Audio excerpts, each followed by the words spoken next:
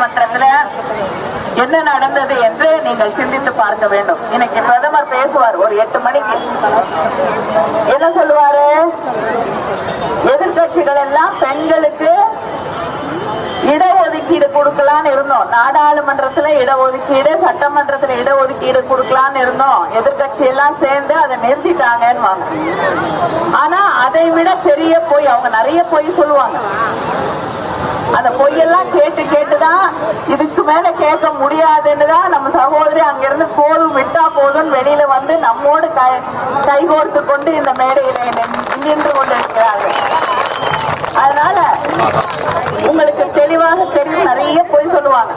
அப்படி பொய் சொல்லக்கூடியவர்கள் நேத்து என்ன நடந்ததுன்னா, பெண்களுக்கான மசோதா இடஒதுக்கீட கொண்டு வர நான் நாடாளுமன்றத்தை கூட்டுகிறேன் என்றார்கள். நாடாளுமன்றத்துல பெண்களுக்கான ஒதுக்கீட கொண்டு வரல, அதோட எதை சேர்த்து கொண்டு வராங்க? தொகுதி மறுசீரமைப்பு. தொகுதி மறுசீரமைப்புனா இந்த தொகுதிய மாத்தி இந்த தொகுதியா கொண்டு வரதில்லை. தமிழ்நாட்டில் இருக்கக்கூடிய தொகுதிகளோட எண்ணிக்கையை மற்ற மாநிலங்களில் இருக்கக்கூடிய தொகுதிகளோட எண்ணிக்கையை மாத்துறது. தமிழ்நாட்டில் என்ன நடந்தது? எல்லாருக்கும் இப்ப பொதுவா கேட்டீங்கன்னா வீட்டுல எத்தனை குழந்தைன்னா 1 குழந்தை 2 குழந்தைன்னு இல்லையா? 10, 15 எல்லாம் இப்ப யாரும் சொல்றது இல்ல தமிழ்நாட்டுல.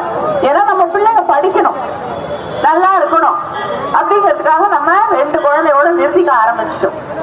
ஆனா வட மாநிலங்கள்ல யாரும் செய்யறது இல்ல. அதனாலதான் இங்க நிறைய பேர் வேலைக்கும் வராங்க. ஏன்னா அங்க வேலை வாய்ப்புகள் இல்லை, படிக்கிறதுக்கான வாய்ப்புகள் இல்லை, இங்க வராங்க.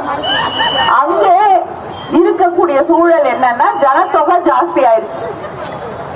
அதனால அங்க இருக்கக்கூடிய மக்கள் தொகையும் தமிழ்நாட்டில் இருக்கக்கூடிய மக்கள் தொகை, கேரளா இருக்கக்கூடிய மக்கள் தொகையெல்லாம் வச்சு கணக்கு பார்த்தா இன்னைக்கு தமிழ்நாட்டில் 39 MP இருக்கும். அங்க 60 MP 70 MP ஒரு மாநிலத்துல இருக்காங்கன்னா நம்ம மக்கள் தொகையை வச்சு கணக்கு பார்த்தா நமக்கு குறையும். 32 MP ஆயிடுதுன்னு வச்சுக்கோங்க. அவங்களுக்கு இருக்கிற MP 80ல இருந்தோ 60ல இருந்தோ அதிகமாகும், 120 கூட ஆகலாம். அப்படி இருக்கக்கூடிய ஒரு சூழல்ல ஏன் நாம் இதை ஏற்றுக்கொள்ள வேண்டும்? தமிழ்நாட்டுல ஜனத்தொகையை குறைத்தால் நாட்டுக்கு நல்லதுன்னு சொன்னாங்க. நம்ம அதை நம்பி குறைச்சோம். வீட்டுக்கு நல்லது, நம்ம பிள்ளைங்க நல்லா இருப்பாங்கன்னு குறைச்சோம். அவர்கள் அதை செய்யவில்லை. நல்ல அரசாங்கம் அங்கே இல்லை. அதனால மக்கள் தொகை அதிகமா இருக்கு, மக்கள் கஷ்டப்படுறாங்க. ஆனா அதுக்கு நல்ல அரசாங்கத்தை நடத்தியதுக்கு ஒரு பிள்ளை நல்லா படிச்சா என்ன நல்ல மார்க் கொடுப்பாங்களா? பரீட்சையில் நல்லா எழுதினா நல்ல மார்க் தானே கொடுக்கணும். இவங்க நல்லா எழுதி இருக்கிற பிள்ளைக்கு ஃபெயில் மார்க் கொடுக்கறாங்க, நமக்கு குறைக்கிறாங்க. தொகுதியை குறைச்சிட்டு சரியா எழுதாத பிள்ளைங்களுக்கு அதிக மார்க்க கொடுத்து தமிழ்நாட்டில் இருக்கக்கூடிய 39 MP குறைப்போம். திடீர்னு வந்து என்ன சொல்றாங்க, உள்துறை அமைச்சர் எல்லாருக்கும் ஏத்துவோம். அப்படி ஏத்தினாலும் தமிழ்நாடு பாதிக்கப்படும். அவங்க எந்த மசோதாவை வேணாலும் கொண்டு வர முடியும். நம்ம என்ன தமிழ்நாட்டுல சொல்றோம்னா, இருக்கிறதுல எங்களுக்கு கொடுங்க. 543 இடம் இருக்குல்ல, அதுல பெண்களுக்கு இடஒதுக்கீடு கொடுங்க.